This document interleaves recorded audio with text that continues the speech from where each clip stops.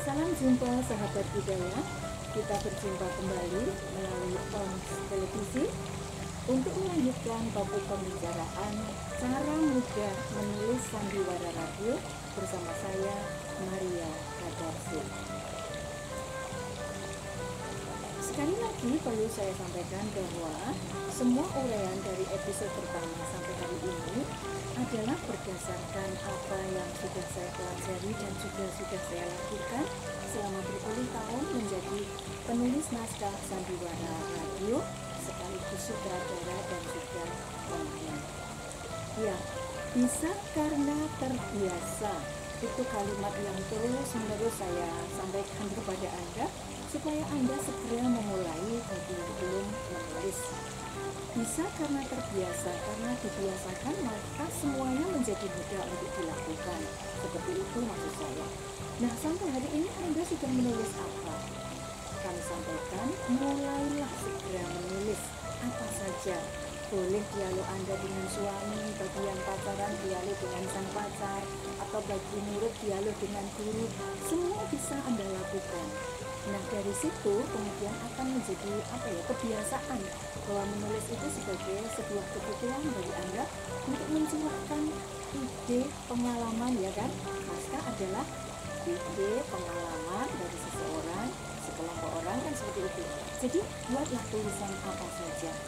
Saya tunggu kalau Anda ingin mengirimkannya kepada kami di sini. Baiklah, untuk kali ini kita akan sampai pada edisi yang ke-8 dari cara mudah menulis naskah sandiwara radio, yaitu sistematika penulisan. Ya, setiap orang sebetulnya punya cara untuk menulis sandiwara radio ini. Ada yang langsung menulis saja, tetapi dalam sebuah gagasan atau dalam sebuah perencanaan program itu sangat penting untuk radio. Maka sebaiknya Anda lakukan prosesnya, perjalanannya dalam sistem seperti ini. Sinopsis dulu, treatment, baru full script. Jadi sistematika penulisan naskah sandiwara radio itu dimulai dari sinopsis, kemudian treatment, yang ketiga adalah baru full script. Full script adalah naskah penuh. Nah, sekarang perlu dijelaskan sinopsis itu apa. Nanti juga akan kami tayangkan bentuk dari sinopsis itu. Sekarang kami jelaskan dulu sinopsis itu apa. Nah, sinopsis adalah ringkasan dari keseluruhan. Sekali lagi, ringkasan dari keseluruhan isi sebuah cerita. Ringkasan keseluruhan isi sebuah cerita yang meliputi, jadi di dalam sinopsis itu sudah harus ada hal yang akan saya sebutkan ini. Yang pertama adalah tema cerita. Dalam sinopsis itu sudah akan nampak nanti tema ceritanya itu apa. Untuk pendidikan, sandiwara pendidikan, sandiwara apa? Komedi, horor, tragedi, nampak di situ. Tulis dalam sinopsis itu. Kemudian yang kedua adalah di situ dalam sinopsis harus sudah ada tokoh cerita, ada namanya, bahkan kalau perlu di situ umurnya supaya nanti mencari talent atau pemain itu gampang ya. Kemudian karakternya, perannya di dalam cerita itu apa? Apakah sebagai tokoh protagonis, apakah sebagai tokoh antagonis atau protagonis? Seperti kita ketahui dalam sandiwara radio itu pasti ada tokoh seperti ini, protagonis, antagonis, dan tritagonis. Ini harus sudah nampak dalam sinopsis Anda. Kemudian juga setting latarnya, peristiwanya, kapan, di mana, apakah itu terjadi zaman dulu, sekarang, atau apa. Itu harus sudah nampak dalam sinopsis. Selanjutnya yang harus ada dalam sinopsis juga adalah konflik dan tangga dramatik.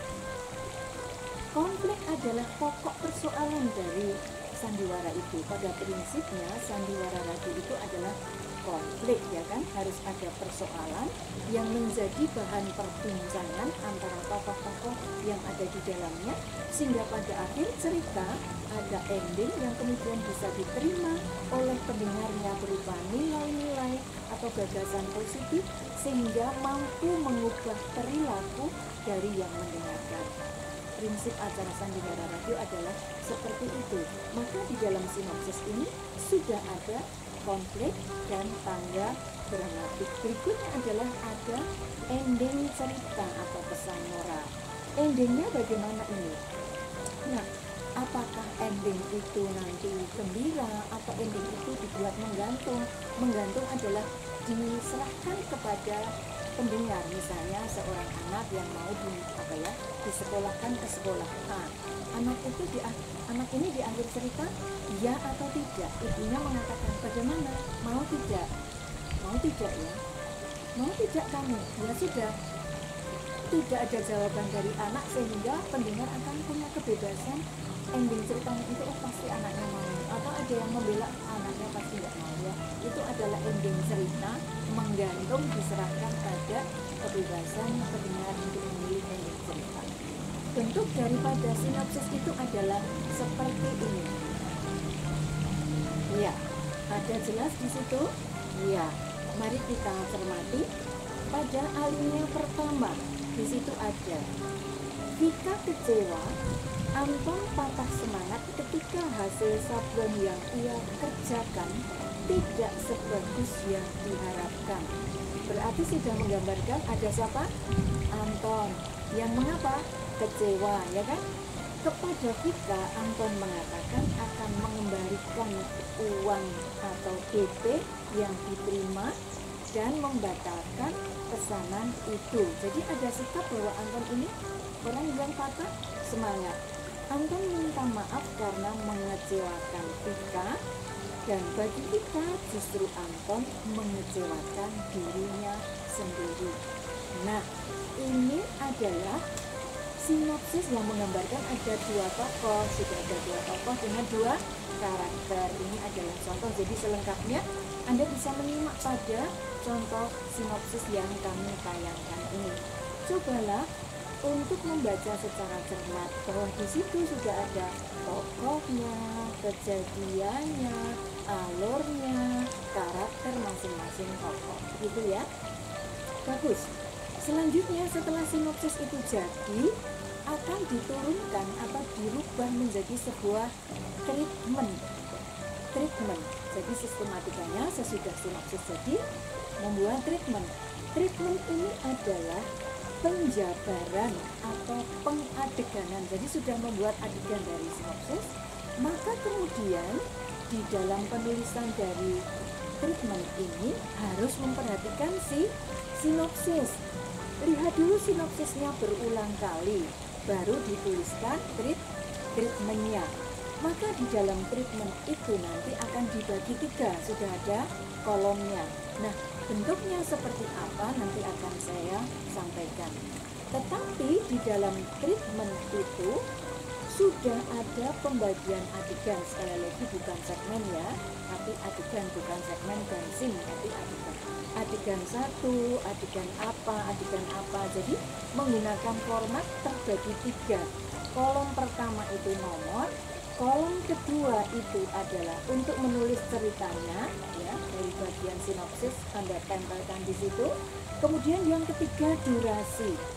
Mengapa harus ada durasi? Kata ibu dulu, kalau untuk Sandiwara Radio tidak usah pakai durasi. Ini treatment, bukan untuk bahan siaran. Jadi treatment ini adalah panduan penulis bagaimana membagi waktu supaya adegannya itu tidak ada yang misalnya siaran itu sandiwaranya 15 menit. Ada adegan yang cuma 1 menit, kemudian adegan berikutnya mungkin 9 menit. Artinya tidak harmonis, kurang mapan di dalam pembagian waktu. Maka kolom dari treatment itu ada bagian durasi. Maksudnya adalah Anda bisa membagi waktu secara enak, mapan sesuai dengan bagian dari treatment itu. Maka lihatlah bentuk dari treatment itu yang kami tayangkan sebagai berikut. Nah, tadi di dalam sinopsis disebutkan Vika dan Anton. Di sini pun sudah Vika dan Anton. Adegan pertama 1, Vika dan Anton, mereka berbicara masalah cetak sablon yang tidak jadi dan rencana Anton untuk mengembalikan DP. Bunyinya adalah, jika kecewa pada sikap Anton gara-gara hasil sablonnya kurang baik, serta merta Anton mengembalikan uang DP pekerjaan sablon. Ika mengatakan Anton mengecewakan dirinya sendiri, persis dengan sinopsis, tapi ini sudah menjadi adegan. Lalu diberi menitan 3 menit. Oh, pembicaraan pembuka ini kan membuka sebuah persoalan, konflik, maka di situ diberi durasi 3 menit saja. Begitu seterusnya. Treatment nomor 2, seperti yang telah dijanjikan, ini sudah adegan lain, menitnya berapa? Coba simak dari tayangan treatment berikut secara lengkap dan bacalah pelan-pelan.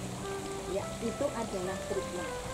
Nah, setelah sinopsis diturunkan menjadi treatment alias adegannya juga, adegannya ada 7 misalnya 6, barulah diturunkan lagi, dibuat full scriptnya. Tadi di dalam treatment belum ada dialognya, bukan? Hanya penceritaan, rancangan dari Anda membuat dialog-dialognya. Sekarang di dalam full script adalah bahwa full script ini adalah isi daripada yang telah kita tuang dalam treatment, lalu dimunculkan dalam naskah full script. Jadi naskah ini merupakan modal alat produksi yang menjadi acuan dan pedoman semua pendukung produksi, termasuk pemain. Apa yang sudah dituliskan hasil dari sinopsis, treatment, dan full script ini? Full script lah yang diaudiokan. Jadi sinopsis dan treatment tadi tidak diaudiokan, yang dirubah menjadi bentuk audio adalah full scriptnya. Ya, jadi full scriptnya yang nanti akan menjadi pedoman. Karena itu full script naskah ini harus sudah sangat komplit, ada nomor, ada kolom karakter, ada di dialognya. Nah, lalu nomor ini 1, 2, dan seterusnya dipergunakan nanti ketika produksi, mungkin ada kesalahan, bisa untuk petunjuk pengulangan. Kolom yang kedua adalah untuk nama tokoh karakter, kolom ketiga adalah audionya. Nah, biasanya untuk nama karakter, misalnya pemainnya dia menjadi Prasojo, itu ditulis dengan huruf kapital. Misalnya di sini saya contohkan, nanti Anda akan bisa menyimak juga contoh dari full script.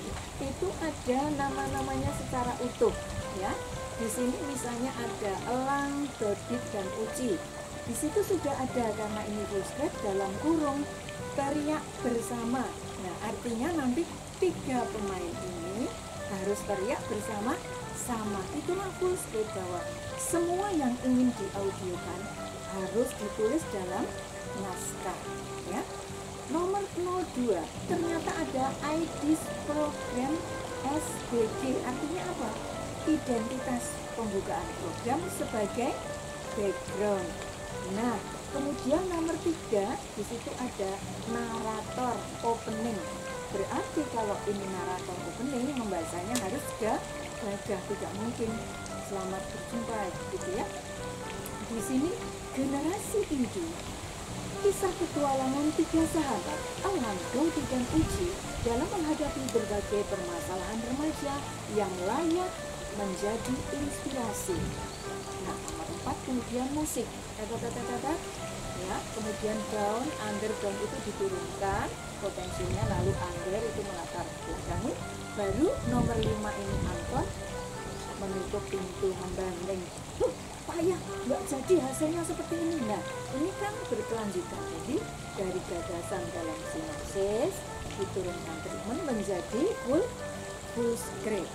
Maka full script ini menjadi pedoman. Tidak bisa main sandiwara, itu pemain boleh improvisasi tanpa izin dari sutradara, ya.